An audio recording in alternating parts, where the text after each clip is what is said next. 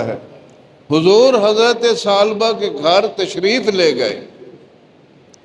صحابہ کو ساتھ لے کر گئے۔ وہاں جا کر حضرت ثعلبہ کو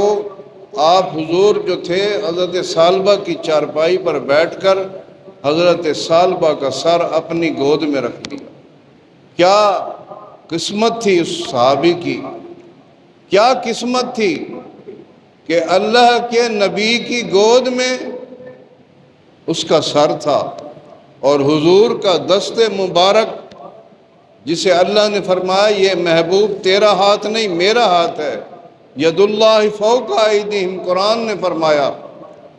اس ہاتھ کو حضور اس کے سر پہ پھیر رہے تھے، شفقت کا ہار پھیر رہے تھے، اور اسے کہہ رہے تھے اے ثعلبہ تیرے پہ اللہ راضی ہے، تو پریشان نہ ہو، تیرے پہ اللہ بہت راضی ہے، تیری لیے تو جنت کا حکم آ گیا،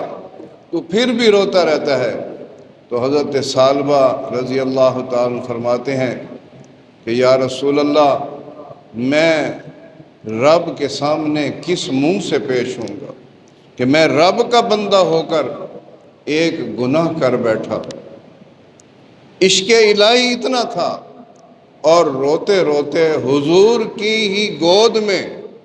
حضور کے دست اقدس کے نیچے